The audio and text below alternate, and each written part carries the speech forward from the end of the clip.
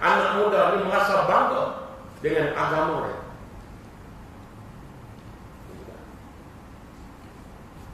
Dia kata generasi Islam haruslah memiliki beberapa sifat seperti berikut. Yang pertama, keimanan yang mendalam terhadap risalah Islam, keagungan matlamatnya, kesejahteraan jalannya, dan terhadap kemenangannya. Inilah asas seluruh usaha yang akan dijalankan.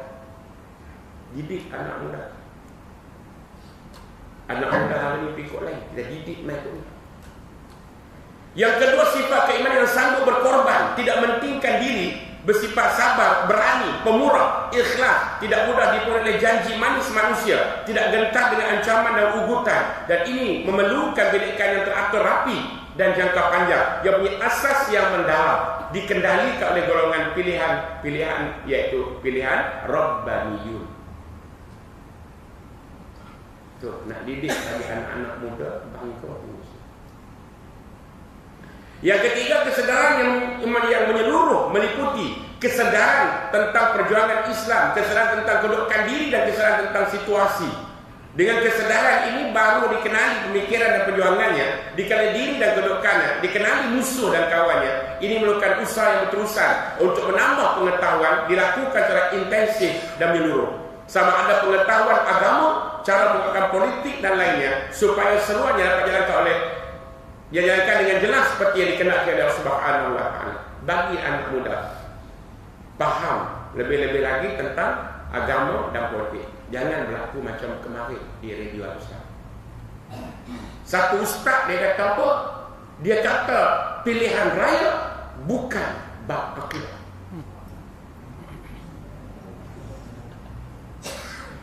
Radio Kedah lain.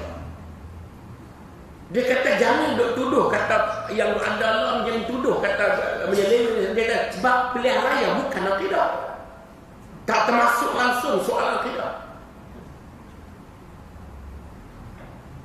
Semalam saya jawab di Bujan semalam, di markas PAS di Bujan jawab. Saya kata tuan-tuan, kalau dah dengar radio kata betul, tetapi cari dia lagi. Tetapi cari dia lagi. Kalau bukan soal akidah, sudah cari tengok ayat Al-Quran. Rukun iman yang ketiga, percaya kepada Al-Quran, ada 45 ayat politik.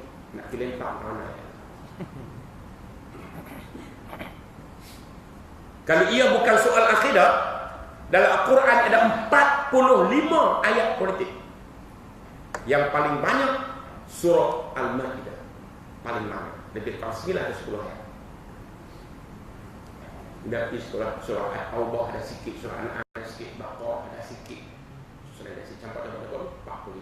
Tapi surah belakang terang. Surah kira lepas daripada surah Toha sampai ke belakang, tak ada politik di depan. Dia kalau ia bukan soal akidah. Sebagai contoh saya kata, bagi dia faham ayat 178 dengan 183 surah Al-Baqarah. Pitanya dia balik, datang ayat ya ayyuhallazina amanu kutiba alaikumul qisas 178. Okey. 183 ya ayyuhallazina amanu kutiba alaikumus shiyam. Hak depan tu ya ayyuhallazina amanu kutiba tu sama. Hak belakang hak ni qisas, hak ni shiyam. Wahai orang beriman, diwajibkan ke atas kamu qisas. Wahai orang beriman, diwajibkan ke atas kamu puasa. Jadi maknanya hak belakang sikit tak sama. Hak depan, wahai orang beriman, diwajibkan ke atas kamu. Baik, ayat mana main mana?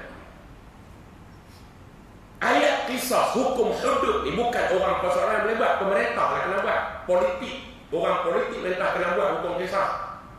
Bukan persoalan. Itu bukan soal akidah, kata-kata kita ni. Kalau ayat puasa hamba terima, kenapa ayat hudud tak diterima? Sedangkan ayat di sama, wahai orang beriman, diwajibkan ke atas kamu. Sama ayat qisas mai dulu, ayat puasa mai kemudian. Pasal apa? Hak puasa kita pegang, hak hudud tak pegang. Nak bagi anak muda faham. Nak bagi anak muda faham. Pasal dia duduk gemak-gemuk naik kemarin, dia kata politik bukan soal akidah. Kemudian buka lagi ayat tentang bab pemilihan. nak jadi pemimpin, macam ni. Semua ada pemilihan tu. Adakah itu bukan soal tidak? Kalau dia bukan soal rukun iman, percaya kepada Al-Quran yang datang dari Allah, rukun iman yang ketiga, dia adalah Al-Quran. Ini banyak lagi yang saya perlu. Sebab itu saya kata semalam, sebab itu agaknya Kasim Ahmad dibiarkan oleh mereka. Kasim Ahmad tu banyak kesalahan yang dia buat. Betul dia tak berani menjelaskan. Dia terang-terang menghina. Yang pertama sekali kita tengok, dia memang menghina hadis. Syahadat Kasim Ahmad bukan asyhadu an la ilaha illallah. Syahadat dia aslamtu li rabbil alamin. Aslimtu li rabbil alamin. Syahadat dia ambil pada surah Ghafir. Aslimtu li rabbil alamin. Aku menyerah diri pada Tuhan semesta alam. Tu syahadat dia. Yang kedua, pertama syahadat, yang kedua dia menghina sahabat Nabi Abu Hurairah, Abdurrahman bin Sakhar. Yang ketiga, bab semayang, dia kata semayang Tuhan tak nak hajat dalam Quran semayang macam tak ada lah. Asal nak semayang belagu mana pun tak apa, sebab dia ambil pada surah An-Nur. Qad alima salatahu wa tasbihah. Tuhan kata qad alima salatahu. Setiap yang hidup di muka bumi, tak kira akan mendatangkan manusia, mereka tahu cara semayang dia, wa tasbihah, mereka tahu cara tasbih. Quran habaq lagu tu dia kata. Makna nak semayang lagu mana pun tak apa, asal semayang. Zikir pun dia semayang dia kata. Dah semayang lah. Dalam Quran dia kata, yang ketiga dalam Quran dia kata, Quran tidak pernah meletakkan 40 orang semayang.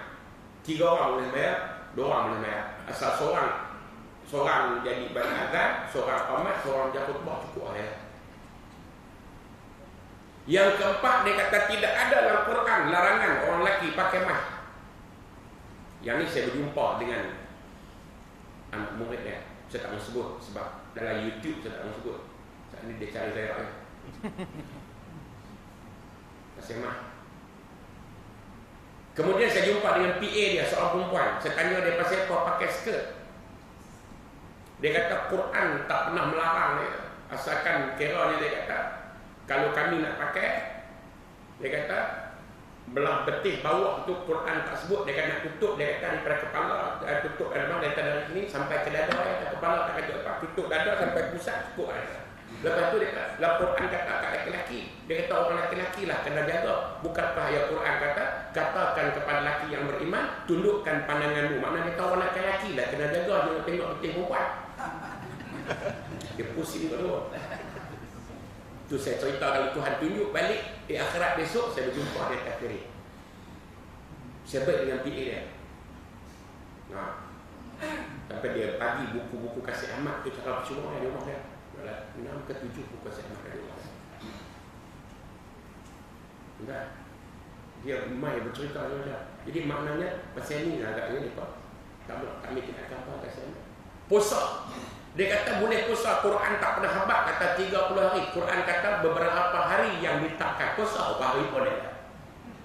Lepas tu cara buka puasa, cara apa nama ni sahur, dia kata Quran tak pernah habaq kata sampai azan kena berhenti, sampai imsak berhenti. Asalkan dia kata makan, jangan buka lampu, angkat benang putih, benang hitam, taruh di pintu, selagi tak boleh beza lagi hitam putih, selagi itu boleh makan. Dah boleh beza hitam putih, tak boleh.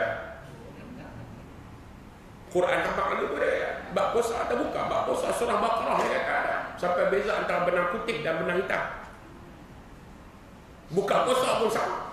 Waktu azan dia kata waktu kita duk azan tu cerah lagi dia kata boleh beza lagi kita. Biar dilanjut sikit. Angkat benang, jangan buka lampu, buh dalam pintu, tak boleh beza hitam putih, abang boleh buka Allah. Tak siapa ambil tindakan. Tak ada siapa ambil tindakan. Seluruh jabatan agama di Malaysia, seluruh mufti pun tak ada ni tindakan yang kata Kasim Ahmad. Ya, nasib baiklah masa anak saya masuk universiti dia tak bersyarah. Tidak, dia pensyarah Universiti Melayu. Bahkan kesusahan Melayu, mengajar Melayu. Yang sonok pensyarah pengajar Melayu, Universiti Melayu masuk Islam Anwar Zain. Ni, yang kita baca ni bagi tahu kat budak-budak muda bab pergolakan politik tu. Politik sebahagian daripada akidah. Yang radio start kemarin dia kata politik bukan akidah dia. Dia tak lupa ke ayat tangan kamu akan menjadi saksi di akhirat besok. Habis tu mangkak tu. Tu, berani dia nyeluk. Berani dia nyeluk. Bahkan di satu ketika, tak silap bulan 2 atau bulan 3 yang tahun ni, tahun 2012 itu, satu ustaz main ceramah dekat Bujang ni. Dia kata dalam Quran, orang beriman itu adalah orang UMNO lah. Sebab dia kata, ya ayyuhallazina amanu, tuan-tuan tengok tak alik min waw dia lah, UMNO dia lah. Tak ada satu ayat ya ayyuhallazina pas dia lah. Saya jawab. Saya kata sudah mengaji dulu. Perkataan manu tu mai tang mana. Kemudian pecah dia mai tang mana. Tanya dia, ada amzah di depan tu. Apa makna mak badal tu, apa siapa nak ganti tang mana? Lepas tu ada waw dengan alif di belakang tu. Kenapa alif dihazaf dalam bacaan tapi tak ada tulisan? Atas alif setengah bulat tak dibaca. Berbaca dengan macam 4 harakat. Alif dan waw kena baca. 4 harakat tidak dibaca waw saja 2 harakat. Alif tu dibaca tak disebut 2 harakat. Tapi ada dalam tulisan. Kenapa ada waw dan alif? Dan alif tu kenapa dia hazaf dalam bacaan? Ditanya dia balik dia.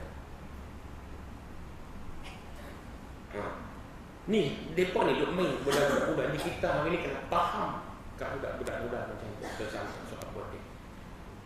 Soal politik. Sebahagian dia ada akidah. Dia main ayat Quran berlambak ayat dia. Kalau bukan soal akidah, takkan ada satu ayat Quran yang kata kalau kamu buat macam ni, maka Allah berlepas diri dengan kamu. Dia main ayat, wahai orang beriman, kamu jangan lantik orang kafir menjadi pemimpin kamu dengan meninggalkan orang beriman, melainkan jika kamu takut dalam satu kawasan orang kafir banyak, kamu boleh pilih dia pemimpin sebab kamu takut dia melakukan sesuatu kepada kamu. Jika tidak, kalau kawasan orang Islam banyak, kalau letak orang kafir, bila kamu pilih orang kafir, maka Allah berlepas diri dengan kamu. Bila Tuhan kata aku berlepas diri, tidakkah itu soal kita? Boleh tengok kenapa ada ayat. Itu kena mengaji Quran bagi banyak lah. Kena mengaji Quran bagi banyak. Kita jumpa bagi faham tak soal politik. Jadi sampai politik nak pilih pemimpin masyarakat, memimpin masjid pun ada 5 ciri mesti ada. Bukan soal pangkat, bukan soal bintang kebesaran, bukan soal kaya miskin, bukan, tapi soal garis dia ada, panduan dia. Bukan kerana dia sebab pangkat datuk, bukan pangkat Tan Sri dah, bukan menyentuh, bukan kerana orang kaya ada ciri itu boleh. Itu dia politik dalam Islam. Itu bukan soal akidah. Tak boleh buka surah At-Taubah ayat 18. Innama ya'muru masajidallah man amana billah wa yawmil akhir. Yang pertama adalah orang yang layak untuk memakmurkan rumah Allah. Masjid nak pimpin masyarakat, yang pertama ciri dia mesti beriman dengan Allah dan hari akhirat. Beriman dengan Allah. Itu bukan soal akidah ya? Dia boleh kata bukan soal akidah. Satu kedai dia nak beri.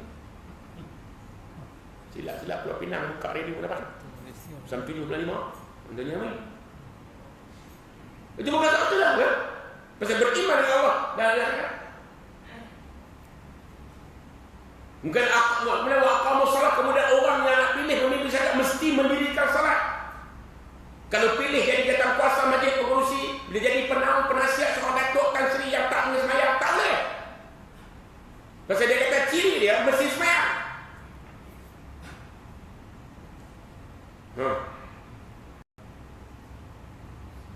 Ya. Undang-undang dalam negara boleh, tapi undang Allah tak boleh siapa. Ya. Kita di Malaysia tu dapat pangkat tun, tak boleh seret ke mana. Dia betul sedia. Tapi undang-undang Allah tak boleh. Salah. Tu letak. Itu bukan soal akidah. Semaya. Kemudian mengeluarkan zakat, iaitu membantu masyarakat. Kemudian yang penghabisan dia kata, alam mereka